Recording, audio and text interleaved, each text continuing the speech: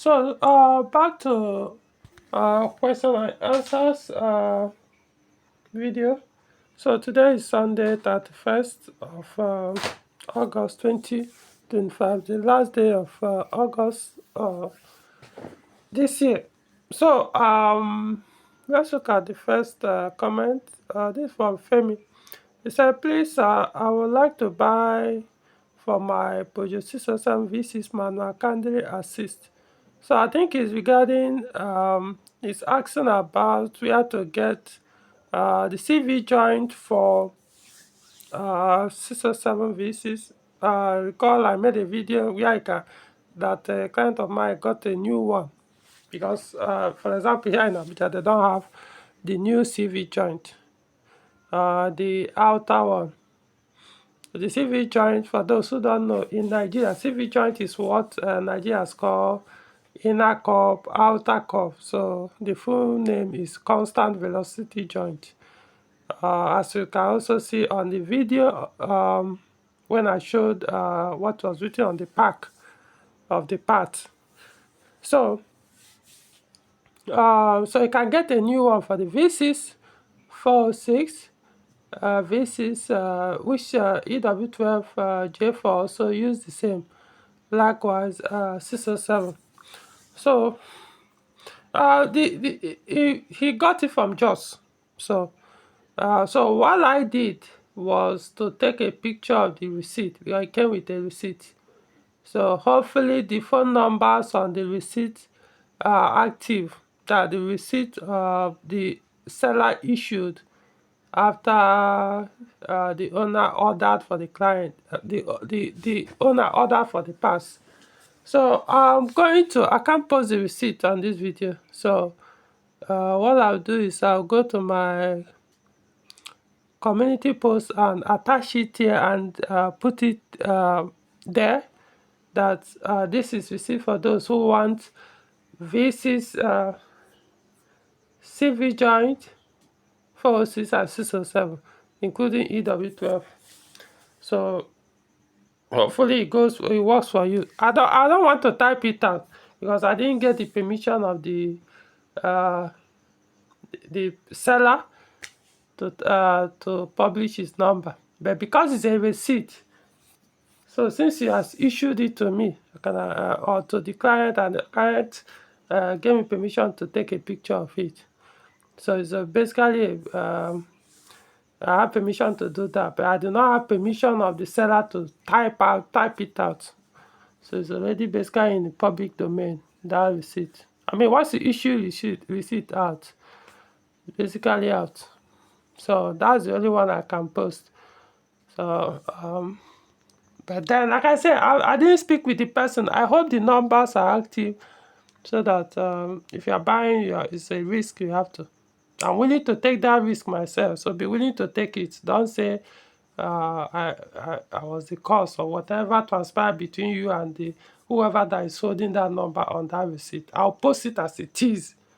So if you are calling that number, it's up to you. If you are not comfortable, if you can't go there, get direction to that place. If you live in Jos, if you live outside Jos, then risk it. Just like everybody, just like I would, just like my client did, all the way from Abuja. Risk it. Call the number. Who, I don't know how he got the number. Press the order. He got his pass. I just want to emphasize it because the next thing people will say, oh, you are the one that posted the number, so it's your responsibility that I was scammed, or it was responsibility that I got the wrong part, or you are the cause of the... No. People are asking me, please, I need this info, I need this data, I need this number. And I'm telling you, I do not know who the person is, but this is how I got the number. Risk it on your own if you want to buy. If you're not man enough to take that responsibility, disregard that number and those receipts and go and search for the part elsewhere. I'm not talking to the person that asked this question. I'm talking generally for those who come across it in future. But I'm going to post it as soon as this video is done, so that if you watch this video anytime in future I watch it, note this date, go to my community post on this channel, scroll down, search for this particular date. You will see it, the picture there. then do whatever they will with it. It could be also possible elsewhere, but right now in Abuja city, they don't have it. At least the last time I checked. Okay, moving on. So this is from the man less Emmanuel. Don't understand the name. It says, I just changed my automatic gearbox, but it fires up and return normal. Let me, so I know I don't come back to this. So repeat. I just changed my gearbox automatic. I just changed my automatic gearbox. Okay, I just changed my automatic gearbox, but it fires up and return normal when accelerating at 20 miles per hour. And when I'm at a high speed and try to slow down, it's sudden drop somehow. I've changed 2 different gearbox, but same thing. My mechanic said it's the ECU brain box. Please, I need your advice. By brain box, I meant, I believe he meant, my mechanic said it's the ECU brain box. ECU is ECU is what Nigeria has called brain box, so no need to join the two together. ECU is simple. What you could have done was automatic gearbox ECU, because ECU is electronic control unit. Though initially Peugeot was calling it engine control unit. Initially, like cars they produced in the 80s, like my 505 V6 had which was produced in 1980. The production started in 1986. Not just the V6, GTI and some other like turbo as well. All those injection cars, for electronic fuel injection cars, they had ECUs, and some of them had 2 ECUs. My 505 VC had 2 ECUs that control the engine. One is engine ECU, which can also be regarded as injection ECU. So the second one is ignition ECU. So at that time it was called engine ECU. Then later they merged the 2 ECUs together as it now became one. Subsequently, I'm talking of from I think from 405 or 605. I think from 605 or 405, that's when they started using one control unit for the engine. So in that case, they now started calling it electronic control unit. I'm saying for Peugeot, I don't know about that brands. So it can be actually 2 names: engine control unit, electronic control unit. Okay, so now it didn't mention the model of the vehicle. It might not even be Peugeot. It didn't say whether it's Peugeot or Toyota or Honda. So I don't even know where to start. But I will tell you this. Yeah, I've read the description symptom the car is having. Just scan the engine is transmission. Not just only, okay, let's assume it's Peugeot. Scan the transmission and the ABS ECU. What I mean is scan transmission ECU, scan ABS ECU. That is if it's Peugeot vehicle. If it's other brand, at least scan the transmission ECU. Get a scan tool. This kind of thing needs a professional scan tool, not a generic scan tool. But generic scan tool may even give you the idea anyway. But I'm just saying generally, have the transmission ECU. At least start from there. Scan it. Because the reason why you need to start from transmission ECU is that if the ABS if let's assume the transmission ECU is showing there's no fault with the transmission. If it's the ABS that is causing it, it will also indicate on the transmission ECU when it's scanning that the ABS is having issue with the ABS. Because some Peugeot cars, almost all the automatic transmission, modern Peugeot cars that has that have a transmission that has what's it called? A transmission ECU. Okay, that has ABS. I even transmission ECU because some of modern, because some Peugeot cars did not have transmission ECUs. You know, so even 406, if I'm not mistaken, not all of them. Is it? Yeah, not all of them have transmission ECUs. think those earlier ones. I think those ones are. Well, let's just say if transmission ECU, ABS is, some of them, when ABS is faulty, your transmission will not work well. They communicate together. The transmission ECU and the ABS ECU, they communicate. So when something is wrong with the ABS, the transmission will be getting that wrong signal, and then the transmission will start working well, to disrupt the working of the transmission. Either it will no longer when the car is stationary and you want to move, instead of it to move from 1, which is standard, it will start moving from stationary from gear 3. Sometimes it stays on that gear 3, no matter what you do, it won't go out of that gear 3. So that is one of the symptoms for some Peugeot cars when their ABS faulty. However, there are also some Peugeot cars with transmission ECUs and ABS ECUs, and still, if there is an issue with the ABS, it still will not affect the automatic transmission. So that's why I'm saying it depends. I know AL4, it will do that on AL4. So it didn't say the model of your car. So since you change 2 transmission, it keep doing the same thing. I mean, logic dictates that, and especially is showing the same symptoms. The logic to dictate that it has nothing to do with the transmission itself, because most times transmissions, they do fail in various ways. I'm talking automatic transmissions, so I don't expect 2 to 3 transmissions to be behaving the same way. So scan it. Even if it's the transmission that is doing that, just scan it. Stop. People, I don't. Why are people by these days, this time of the, I mean 2025, you still change something like a whole transmission that costs who knows how much you made the purchase without even scanning it, which the fault is there, right there, for you to scan to find out truly what the problem is, which may have nothing to do with the gearbox. How much will this cost you to scan the vehicle?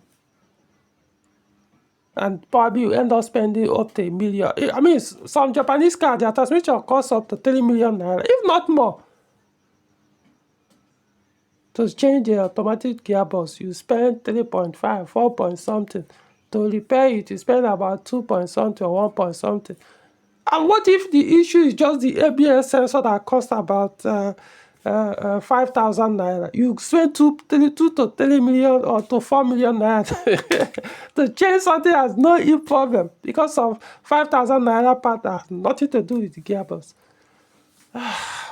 You guys should start to save yourself from some of these things. Get a scan tool, even if it's not a professional one. Start from there. Even if you can't access all the car electronics, it's still, so you can learn how to do it. Go online, check, go to YouTube. How can I scan a car with a model? If you know whatever model of scan tool you purchase, even if 1,000 naira or 5,000 naira or whatever amount, no matter how basic or professional it is, you will learn how to use it on YouTube. There will definitely be a video of that particular scan tool or one similar to it. That will be almost the same way how to operate it. Once you learn the basic way, you figure the rest out as time goes on. So that's all I can say. It's just that your post has a lot of information missing that would have helped to address it properly. No model of the car, no brand of the vehicle, no engine model, because these are things that, even if you don't know the model of your gearbox, if you mention your engine model and the vehicle model, if it's Peugeot, let's assume it's Peugeot, I will be able to say, okay, oh, this is the model of the transmission, because they don't all behave the same way. The transmission in 407 V6, automatic transmission I meant, in 407 V6 and automatic transmission in 407 with 4-cylinder engine, which is, let's assume, EW10A or EW12J4, which has, in fact, they have 3 different automatic gearboxes in 407, all petrol engine. They have 3 different transmissions, so they all behave differently. They fail differently. They give different symptoms when they are faulty, depending which fault they are exhibiting at the time. So I need to know the engine model if it's 407, even if you don't know the model of the gearboxes. Our engine will tell me this is the model of the gearbox attached, so I'll be able to have idea based on the symptom you are describing. Okay, this could likely be the cause, and then direct you go and check this particular aspect or system of the car better. I won't tell you go and change this, it definitely is the cause. No, at least I want to tell you, like I explained, scan the ABS, scan the transmission, you know, something like that. There are some symptoms I'll tell you, don't bother with the ABS, go and scan the transmission, or don't even bother scanning, go and check this thing to be sure it's connected. I mean, that's when it comes, that's based on the expert knowledge I have. I can be able to tell you, though I'm not an expert on automatic transmission per se, but you know, I do repair cars for people with automatic, and I also own automatic cars in the past. I converted them to manual, so it doesn't mean I have no knowledge at all. So I do have an automatic transmission, so I can be able to tell you, start from here, so I don't beat about the bush. Alright, so moving on. So this one, Kia CP, say your video, give me the moving on. Same person, he said, just know that I even know,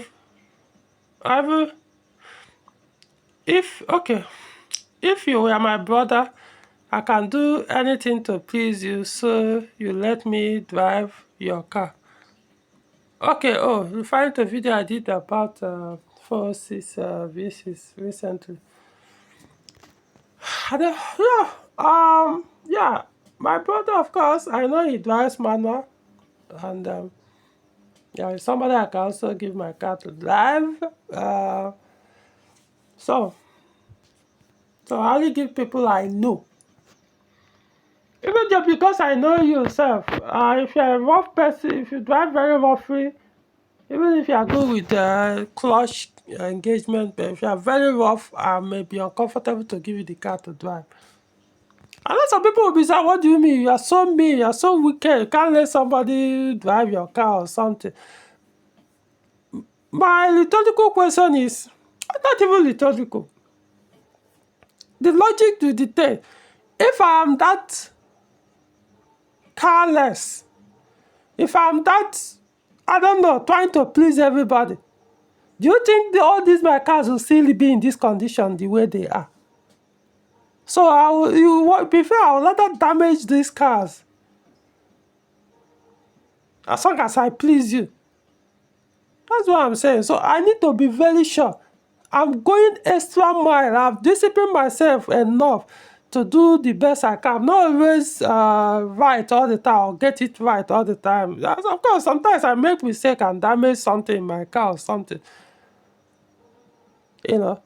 But I'm going that extra mile to prevent it from failing. So you now want me, you that is not doing anything, that you are going against the effort I'm making not to damage my car. You don't want me just to give you just so that I'll please you, so I go and damage it, and you now ends up with sorry. Yeah, I will not do it. And it should be a respectful thing. It should be in fact, if you value the relationship I have with you, whichever way, you shouldn't ask me for me to give you that car once you know that your driving style or habit, or you are not that good with manual or handling people cars, or handling cars like that. Don't, because it's going to soil that relationship. That's where I'm going. It's going to soil it. Once you know that, you see, this person doesn't joke with his cars, and you know you're not good with handling cars. You are the type that drive bumper to bumper. You are the type that even when you get to rough road, bad road, you jump on it with speed. You don't care whether the shock absorber pull out. You don't care. You speed on bump roads or bumps. You do everything. You're always struggling roads, competing with everybody, even on hold up or traffic light. You are competing, squashing car here and there. And I will drive my car for years, decades, if not, and nothing will, that will be basically no scratch or very little scratch, only for me to give you, for you to mess it up in within 5 minutes, because I want to be a good guy, Mr. Nice Guy. I will say no, and then you feel offended or feel you dislike me, and probably that will be the end of whatever that is going on between us. So that's what I say. If you understand, not that every man has a line, especially on certain subjects or certain things. So it's something. Once I know that, oh, this thing, this person doesn't joke with it. It's just like saying, coming to somebody and saying the person, I'm not saying you ask your friend, let me sleep with your wife. Of course, that shouldn't go. But it's like saying, please, I'm going for a wedding or something. I don't have a woman right now. Let your wife be my my plus one, so that you won't look like I'm going empty-handed. How do you think your friend will take it? It doesn't mean you have any intention to have sex with his wife or anything, but to ask for his wife to attend a party with you for whatever reason, or your wife to come and hang out with you because you are feeling lonely. My point is, you should know when there's a line. Once know the type of person. There are some men who probably won't care about you hanging out with their wife. But you need to know how the person values that his wife, to know whether you took ever even bother to ask for it, knowing that definitely he's going to say no, based on how he talks about his wife, how he's, you should know your person somebody. So I know I'm wasting time explaining this. I'm saying some people, because it has happened in the past, and I said no, and those people felt offended, and probably they've not spoken to me since. I don't care. Because at the end of the day, years still pass and those my cars still remain that way. Even if they get spoiled, let it be through my own hands. It will pain me, but it won't be as much as when I wasn't comfortable, when somebody pleaded and I give that thing, eventually that thing happened. I will never forgive myself for that, because I had the choice at that time to say no. Because I wanted to say, oh, no, it's good to be nice, be a nice guy. Only for you to end up, that same concern will become a reality. So I know I'm ranting, but I'm saying it not just about me. Generally, men, just be careful. Know people's limit before you start to make some demand. Let the person now offer you. You can just say it jokingly and everything. If the person now say, oh, why not? But don't go where you know it's going to mess the whole thing up. No, I really care about my cars. You guys should know that. Unapologetically, I do that.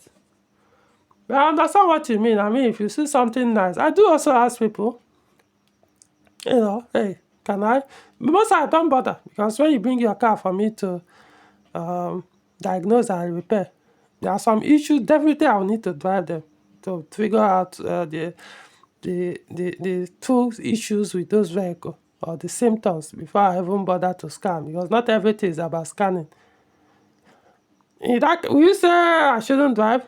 If you say no, okay, that you want to be the one to drive, so that I sit in the car to hear you, fine, who cares? I mean, but so that I don't even bother that much, because almost which car now would I say I'll be so excited to drive that I'm not driven? Which your yeah, they have. I could say there are some cars I would be like, man, I wish I can drive this car if I have the opportunity. But generally, how many of them? Automatic, even if you have 500 horsepower, if it's not manual, doesn't I won't be that excited. That's my point. If it's manual, then I'll say, man, I wish this person will allow me to drive this car. If it's automatic, I don't care. Even if it's not, like I say, even if you give me 1,000 horsepower, doesn't mean it won't be fun to drive. But when I look at mine, look at yours, I have every reason not to bother so much, because as much as mine doesn't have up to that 1,000 horsepower, It is a way lot of fun, way more fun to drive than that your 1000 horsepower. That's how it is, you know. So, all right, moving on. Well, you're not my brother, but it doesn't mean if you're a friend or I know you and you're very good in driving manual cars and you take care of cars, you don't bash damaged cars, why not? I can give you the car to drive for some minutes though. Can someone still get this car? I mean, can someone get 406 V6? I don't know. It's not that easy to get anymore. You could try. Just try your best. But people had the opportunity back then, and they were busy. Uh, you know, sometimes being stupid. A car you never driven, a car you don't even, just because you want to join a bandwagon of I'm a Toyota fan, I'm a this, you condemn the car. I remember back then people were every day online say, Force is a very useless car, Force is a problematic car. When they now see a VC, if 2.0 on, if 4-cylinder engine can be problematic, imagine when the V6 of that same model, what it will be, a nightmare. Run away. I remember everybody kept saying it. Now, after I've proven how wrong they were, years later with my own, still no major issue. Now they are all hungry trying to own it. Well, you miss your opportunity. Not everybody. Some people didn't even know about it until now. But the other ones, probably not for us anymore. You can still get and enjoy. So it's possible, anything is possible. You could still find one. Just that there's a more probability that it will be automatic. V6, not manual. So unless you buy the automatic, then convert to manual. That's the only way. Alright, moving on. Okay, moving on. This from Paule Chiba. I'm having some issues with my EW10. The engine goes off when dropping from high to low speed, especially when slowing to stop. I wish it could be resolved.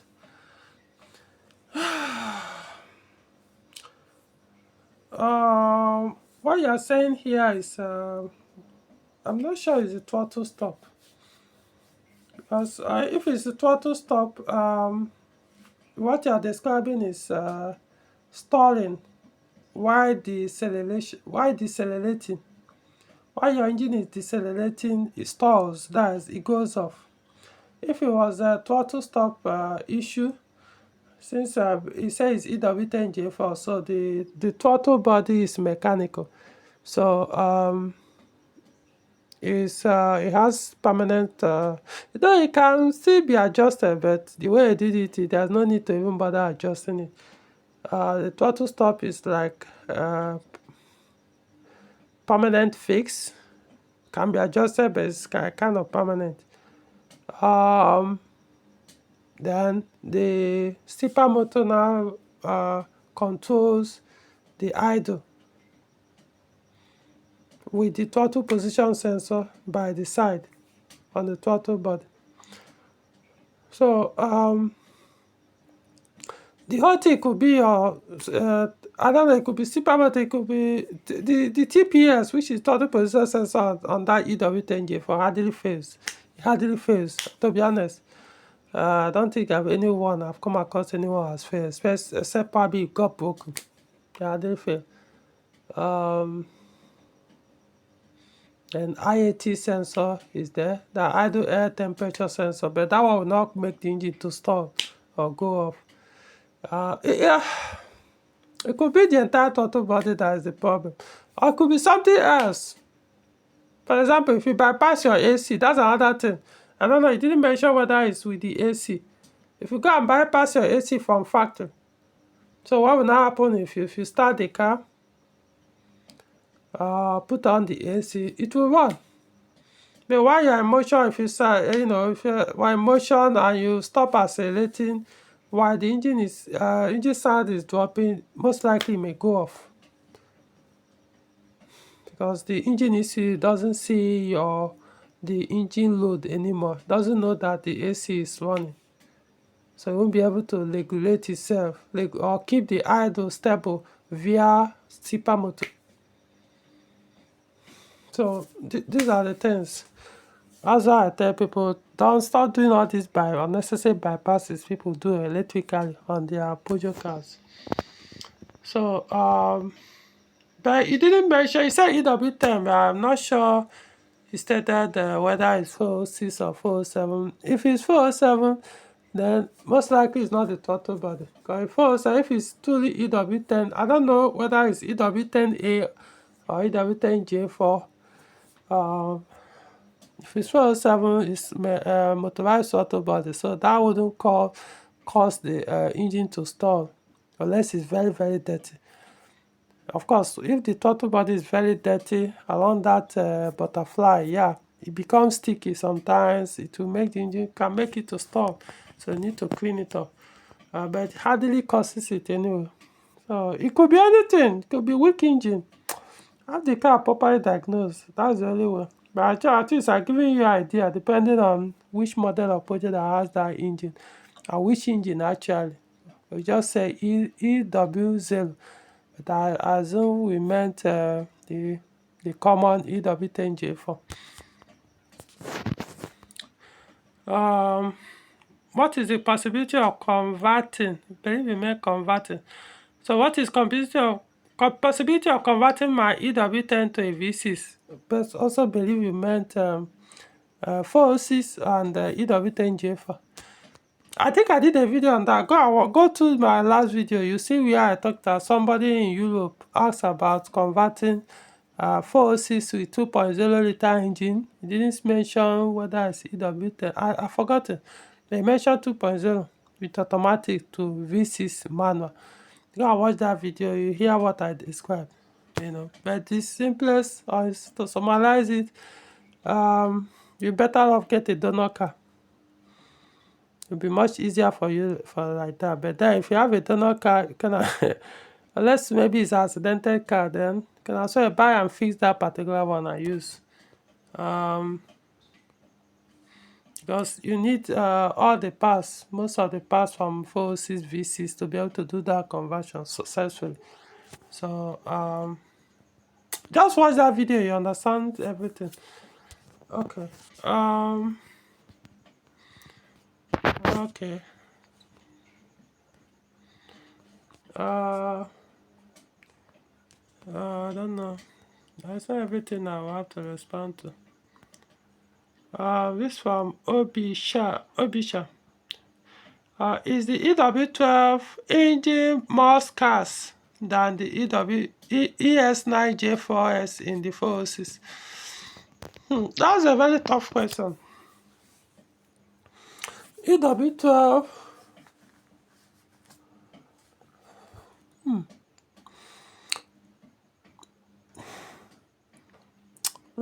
How do I explain it?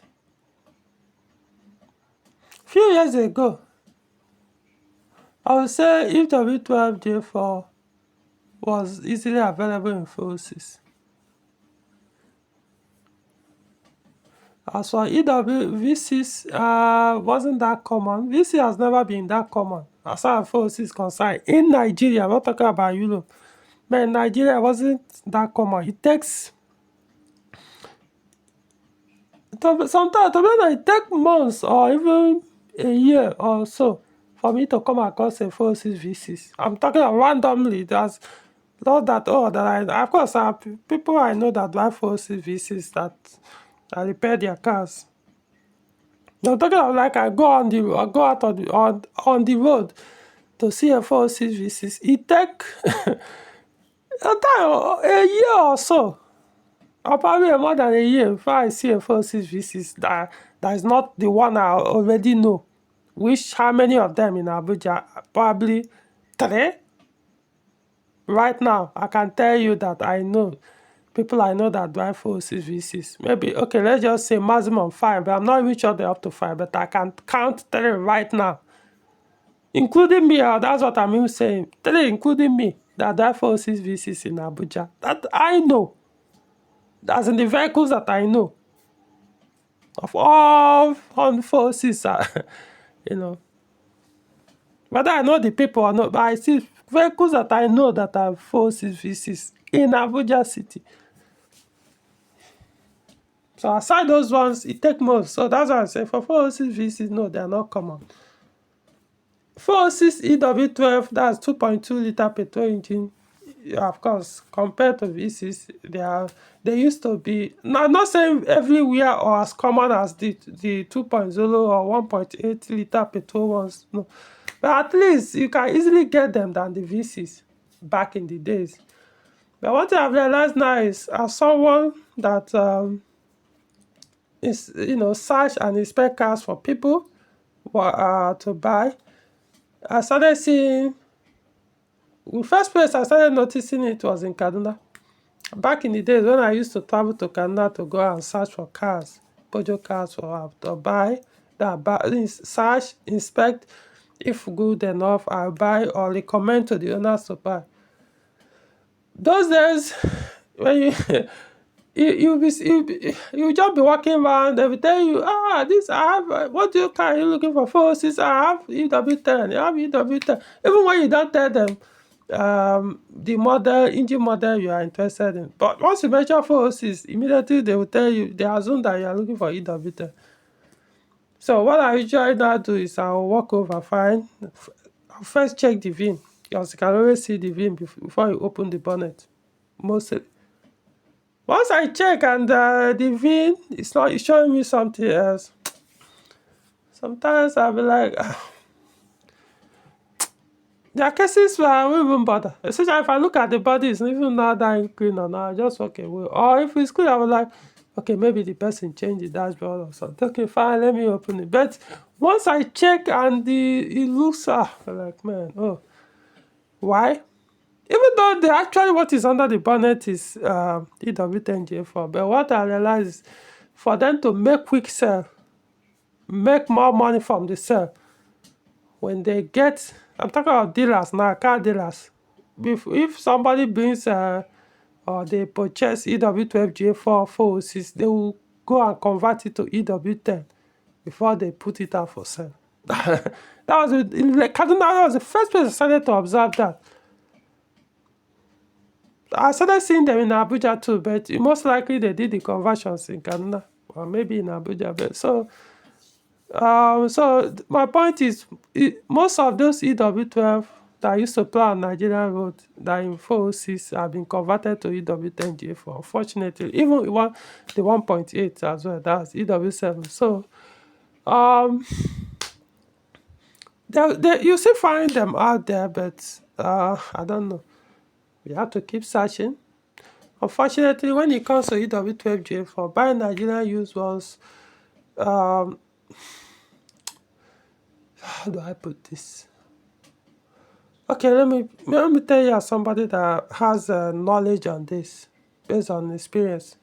When you're out there searching for Nigerian used EW12J4 engine in 406 with EW12J4 engine, expect that about 90% of the ones you will find available for sale have been abused, mercilessly messed up, both electrically and mechanically. Sometimes the abuse might not be that much, but expect the abuse sometimes. So, because like I said, they don't know how, most times they don't know how to diagnose this engine, so they will just be doing cut and join, try and error until to frustrate the owner, they will put it out. The owner may consider as they will be advising to convert to EW10J4. So you will now start comparing the cost of doing the conversion, whether it's still worth it or may decide to get rid of the car. So now you understand what I mean. So you buy a fix or you get a falling use. I prefer you get a falling use. There are a few times you get a. There was one clean Nigerian used one I saw one time, man. I tried to convince the client that wanted me to get 2.0 for him, EW10J4S. Please buy this car. It just, this phobia. Even me as the S5 in this is trying to tell the person, you enjoy this car. Very sweet car. The body is in good condition, this and that. Yeah, I saw some abuses on the electric car, but for someone like me, come on, I can reverse it. Yeah, it may have some cause some delay, cost a little bit more money, but if by the time I fix all these things, you enjoy this car. You still didn't want to budge. Say no, no, no, no. Well, I got the car. Eventually, I got him something else, but man, there are some cars will be like, oh. It's not like I would want to buy it. I already have better forces compared to EW12. So, but it's like, man, people are really missing out. Yeah. So, it was much cheaper because the low demand. Nobody wants EW12J4. Everybody wants EW10J4 in forces. So, it makes it cheaper at that time. At least that one I saw. Doesn't mean any of all the EW12 will be very cheap, that cheap. So don't quote me wrong. Before you go and expect that it must cost cheaper than EW10. The reason why I'm saying that is that sometimes people will call me and say, hey, I want you to help me buy a car. Oh, but because you said that there's not much demand for Peugeot model uh, with this engine. So there's not much demand. You expect it to be way cheaper. No, I'm just saying by standard, the 2.0 cost usually has more demand as far as force is concerned. Not the right one. Standard is not the right. Average. On average, 2.0 costs more because of high demand for them here in Nigeria. It doesn't mean someone that could be a clean one that dealer will, or the seller will insist I'll sell it at that same high price of this thing. If I see such one, I'll still recommend it. But some people, they always come to me with, no, because you mentioned at some point that somebody's got this clean one, that amount. So that's my budget. It must be this. If you are not realistic, don't come to me. I want people who understand dynamics in the car sale market. All right, so same from Obicha. He said, I saw a YouTube channel where they put a turbocharger in a Volkswagen Beetle. I use it for drag racing, but for me personally, I prefer it. Well, if I want a fast car, I won't go for the Volkswagen Beetle. Those cars are better experience factory-wise. That's my opinion. Yeah, there are cars I don't bother to make it to be that fast. There's no point. To even do it, you have to, it's not just the engine anymore. You have to alter a lot of things, the suspension. Because the Beetle are not actually built for that kind of performance. So for Beetle to be able to handle that kind of higher power, you have to tweak the suspension to handle it. Otherwise, it will be a fruitless venture. Because why build something that you won't be able, the car won't be able to handle the power? So you just be a straight line car. You can't drive it normal road, speed with it, just like you drive normal. You just be drag racing, you'll be using it for. Even that drag racing, you have to be careful, otherwise to fly off the road. So I just when it comes to you see all these old or classic or vintage cars, I can tweak it. That of course I will have some things that I may want to introduce. Like of course may not really get the radio working anymore, or like 504 GL, the factory radio at that time. I still kept it in even my hometown. Was MW, not even FM. Was AM and the MW or something like. No, MW and SW. That time I don't think there was even AM. Cars that were produced in the 70s. Was so the radio cassette, of course, the mechanism. I remember I was in the car. I was the one that removed the mechanism has failed completely. Of course, I can't get it to work anymore. We haven't found another cassette mechanism anymore. So it was pointless. So I removed it, bought following radio cassette with FM and mounted back then. So my point is, yeah, these are the kind of things you might want to change so that I'll be able to enjoy while driving the car, listening to music. There are some things you can introduce in the car to make it a little bit lively in terms of But you see the appearance. Yeah, I may decide to change the rim, make it put. But if I'm going to put maybe another rim, I'll see maybe if I can get factory rim that has a better look. Like I did my 505 AC. It came with steel rim. But guess what I did? I went and got, I had alloy rim I kept, which was for 505. The Peugeot put it in a 505 604. 505 604, and I think 504 V6. The late 504 V6, I can't remember, but I know 505 604, they had those alloy rims back then.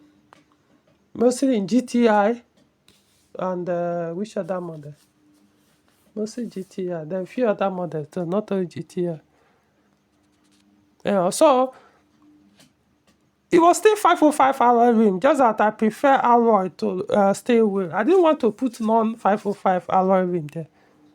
So that's what I'm saying. I still want it to look as factory as possible.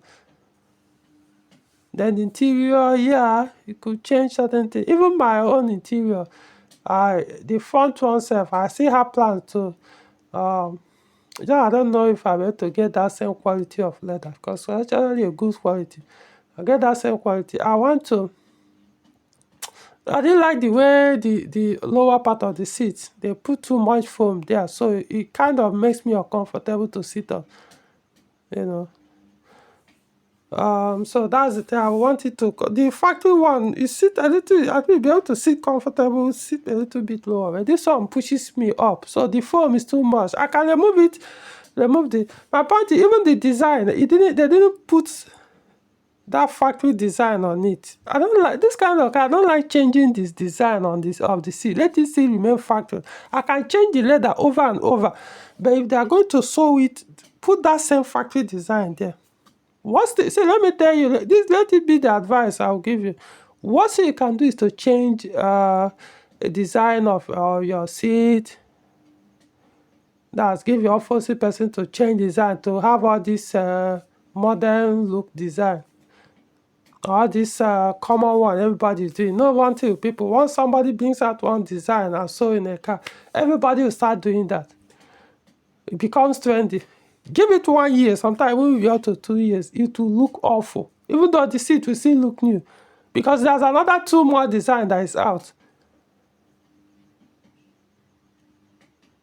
So it will mess the car up. Then you will now be forced to try to change to keep up with the trend. But if you leave it at factory, keep changing but let the person keep maintain that design on it. 10, 20, 50 years later, trust me, the value, you will be surprised how much that car will be valued if you not just reselling it. It will be better. People will admire it more than even that one. You keep changing every now and then to look trendy. Anyway, that's my advice. Don't do it, because you will regret it. So Beetle, Turbo, yeah, do what you have on your car. But when it comes to classic car community, we don't value cars that has been modified completely off the factory design. It doesn't make. Yeah, you will be the one, because most time people do it just for external validation. I'm not saying those of us that drive their factory look don't want those cars to also be appreciated by others.